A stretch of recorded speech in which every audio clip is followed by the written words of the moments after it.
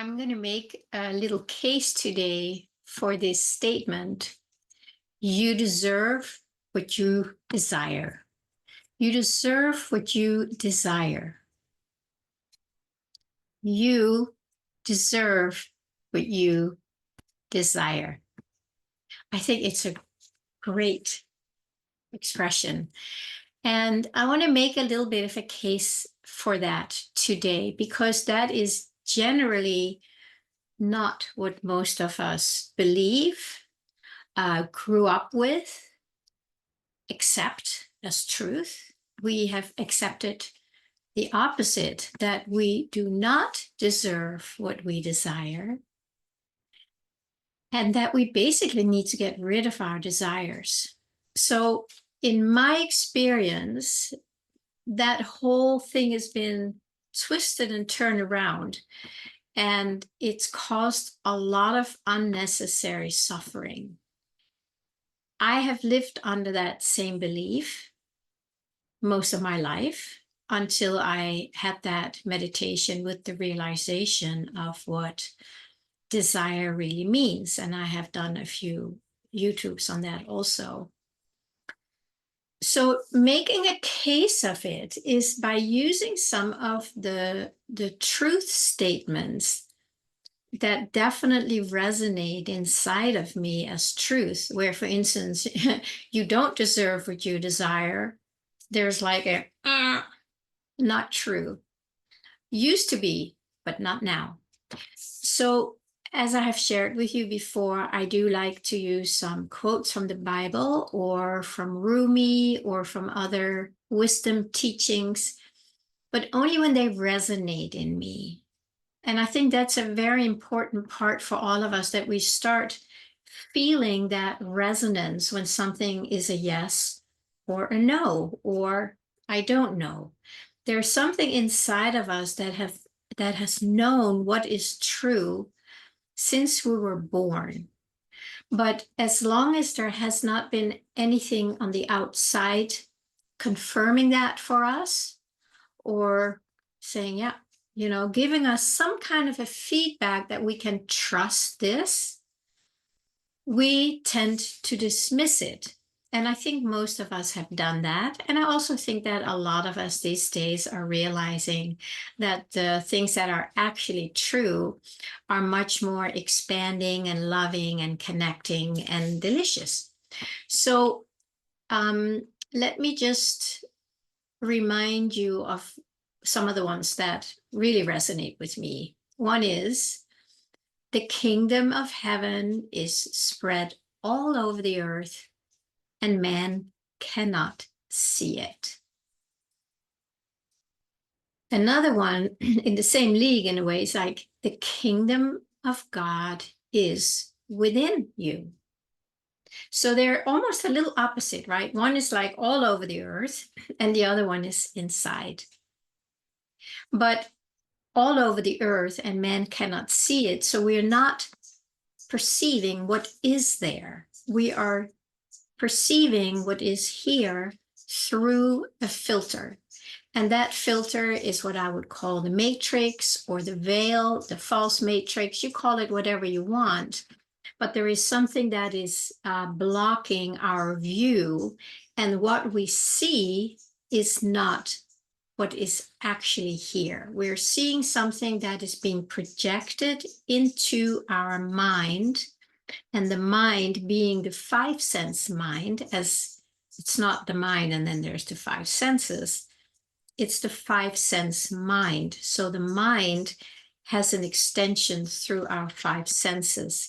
And that's why what we see, hear, taste, touch, and smell through our five senses is our mind. You're basically seeing our mind. And if you have had these realizations in your own life, whether it's meditations, retreats, plant medicine, whatever it is that, that has helped you open up to that, then you'll know that this is true. You'll know that what we see, hear, taste, touch, and smell is not reality. It is a dream. In the dream, it's very real, right? when you're in a dream, you think everything is real. And then when you wake up out of the dream, you know that it was a dream. So it's the same when we wake up out of this dream or out of this false reality, we'll go like, it seems so darn real, but it isn't. So then I want to just jump to Rumi, who said, your task is not to seek for love, but merely to seek and find all the barriers within yourself that you have built against it. So if we have built these barriers, or maybe I should say, if we have accepted these barriers, I know I'm changing the wording a little bit from my own experience, of course. If we have built or accepted these barriers within ourselves that make us think that we need to leave here, the kingdom, to go out there and seek love, we're missing the boat, because we're looking for something in our senses, in our mind illusion, hoping to find it there. But since the kingdom is inside of us and spread all over the earth, but we can't see it because of this filter, it's a really good idea to, little by little, to start unhooking from the mind and the five senses. Then Rumi also talks about there is a field beyond wrongdoing and right doing. I'll meet you there. Right? So it's again the right and wrongdoing, the duality in the mind. The mind can only see duality, opposites, good and bad, right and wrong. It cannot see the field, the kingdom that is spread all over the earth. The mind cannot see it. Another really good reason to start unhooking from the mind, which is not so easy. But is there an alternative than unhooking from the mind, than waking up from this dream? We can try and improve the dream, which is probably great. We'll just have a nicer dream, and that there's nothing wrong with that. I like my nice dreams too. But if we want to wake up and then experience heaven on earth, the kingdom of heaven, the kingdom of love, then we may not have to work so hard, to experience it. We can just like rest back into the flow. So then there's another quote from the Bible that says, fear not, little flock. Let me just make sure I say it right. I did write them down. Fear not, little flock. Our Father knows our needs before we do, and it is his good pleasure to give us the kingdom. So how does that work? How does the divine know our needs and knows what will fulfill us? How does that work? It doesn't work so well because we have shut it down. That's why I feel like desire and the deeper longing that is coming from the divine. And then we say, no, I can't have it. I don't deserve it. I should work hard for it. Look at all these people suffering. I can't just blah, blah, blah. That's a lot of the barriers that we have built against the fulfillment, the love that comes straight from God, from the oneness. There's no separation between God and I. It's the same, except that we have put this barrier in between, like we are a separate entity. We have a sense of separation that is in the mind. So if it is true that the divine knows our needs before we do, and it is the divine's good pleasure to give it to us, not work hard for it, not withholding it until we're good, not punishing us if we're not doing it the right way. No, it's his good pleasure to give it to us. Now, that to me is a lovely one to rest back in. And I've had to rest back into that one for a long, long time because the barrier was so strong in me that I couldn't quite accept it.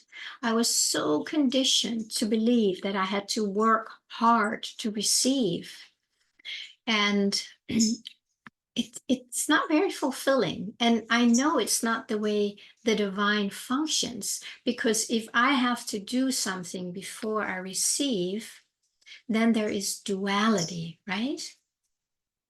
But when I rest back into that statement or into knowing that or accepting that, the divide of duality disappears and I'm in the oneness, and then it can just flow and fulfill my life. And then there was one more I want to just read to you. Son, I am always with you, and all that I have is thine, is yours. I would even change that a little bit and say, all that I am is you. Another one that actually was initiating my awakening many years ago when I started reading Joel Goldsmith's books and used some of the Bible quotes was, I and my Father are one. Today we may say it, I and my mother, father, I in spirit, because that resonates more with the language and the perception that we have today. But all that I am is you. All that I have is yours. Can you see there is no separation. There's no holding back anything.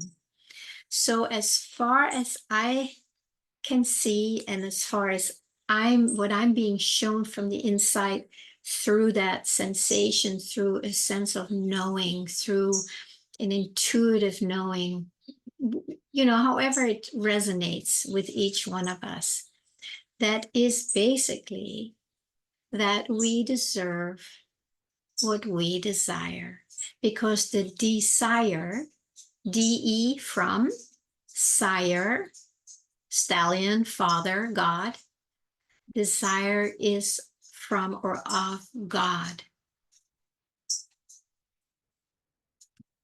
It's that simple. And it's not easy, I know.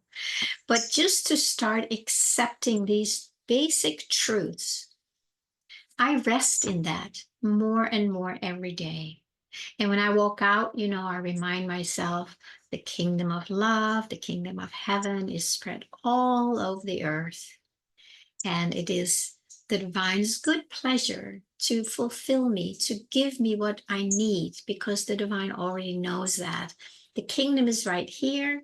It's not over there after I fulfilled 8-hour job or a 40-hour week. It is here.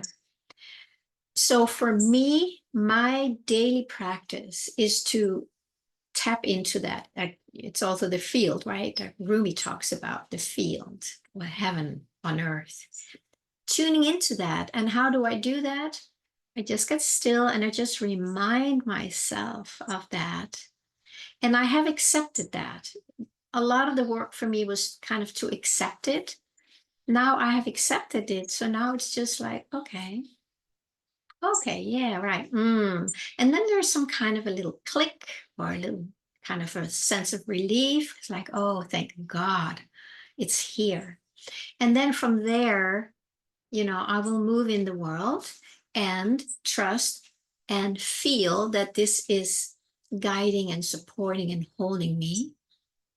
And then I'm just open to what shows up. Sometimes there are still barriers that need to be met, and those are the experiences that we may not enjoy so much. I've had a number of those myself. But as they dissolve, it just opens up the flow even more to come in, because now there's not these barriers that I have built against it because I don't think I deserve it or whatever it is, because my family lineage, they worked hard and I can't just be going easy from now on. There's all these things that we carry with us. So I want to say, just by ending today, you deserve what you desire. You deserve what you desire. And you feel that desire here.